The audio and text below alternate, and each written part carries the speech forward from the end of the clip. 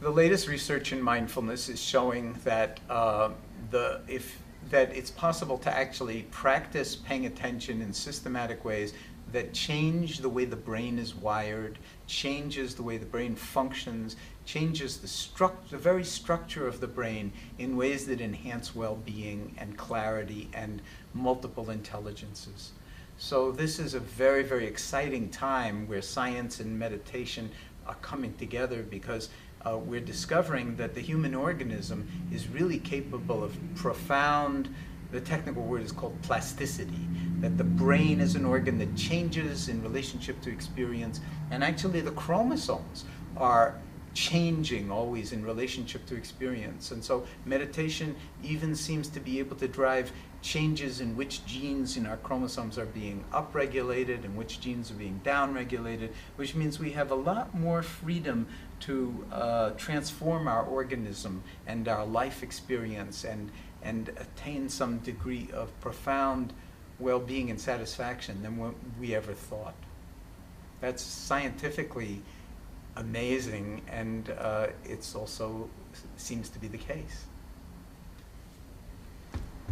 Mindfulness is a way to live your life as if it really mattered, and that involves being in the present moment with open-hearted presence and kindness towards yourself. Well, all of us are very busy, so how do we bring mindfulness into our life? The way to do it is any way we can that feels right to us. So there's no one right way to do this, but certain ways in which we cultivate awareness can be very valuable. And one thing that we might bring our awareness to is the body, and just a sense of remembering to feel our lives unfolding in the body as opposed to only in our head. So that can be done in many different ways, a sense of the body as a whole, walking, sitting, eating, moving, or just being in touch with the breath, one's own breath, and the feeling of the breath coming into the body, the feeling of the breath leaving the body. But it's important to remember it's not about the breathing. It's not some breathing exercise or something special you're supposed to be doing. It's recognizing that it's very special that you're breathing at all. If you're not breathing, you're dead. So could we be aware of breathing and how special this is and feel the energy of it as if in this moment, this is my life. And it's not waiting for the weekend to have my life or waiting when I finish some big project, but every moment is my life. Then, even in very stressful situations, you can move into the actuality of the situation and find ways to move with it and regulate your own reactivity to it, so that in some very, very deep way, you are not running away and you're not pushing through anything, but allowing things to unfold as they do. That's the heart of creativity, and that way we get the most work done with the least distraction and the least effort. It's an art form, and it takes a while to learn. It's not something where you just hear me say this on the web and the next thing, oh yeah, I'll be mindful for the rest of my life. It's one of the most difficult things in the world, if not the most difficult thing in the world for us human beings to do, is to be present in our own lives and to be kind and less judgmental of ourselves.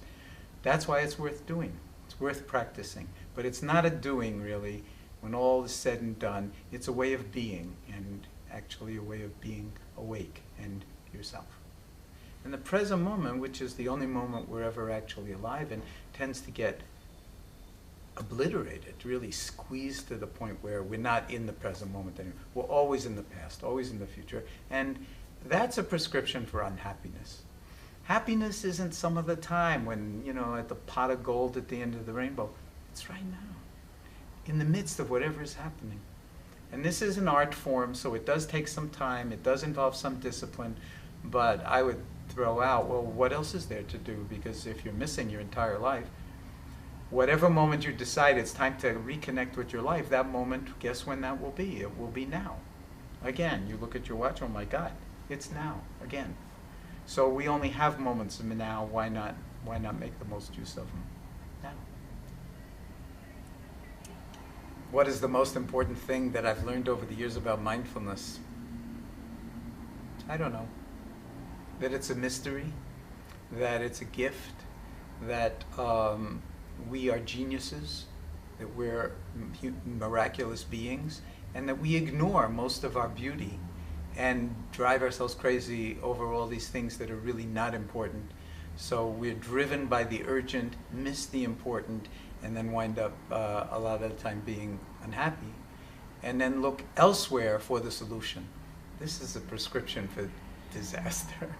And when I see people coming to mindfulness, our medical patients, for instance, by the hundreds, by the thousands, by the tens of thousands, and turning their lives around and having many of their medical symptoms fall away and coming to live their lives more fully, it's an unbelievably gratifying work. So this work is moving into medicine, it's moving into psychology, it's moving into psychiatry, it's moving into education, into the law, into government. And that itself is, I think, a very good sign for humanity. I'll say one last thing, I guess, which is that we call our species Homo sapiens sapiens in Latin, the species that knows and knows that it knows, or the species that is aware and is aware that it is aware. Well, so far, I don't think we've really lived up to that name as a species. Now, with the ecological crisis that we're in, and with all the other crises that the human mind has created for itself and for the planet, maybe it is time for us to wake up to what that name is actually pointing to and fully embody ourselves in that way as a species that understands our capacity for awareness and then balances thought out in a way that has profound value. And ultimately, when all is said and done, I call that love.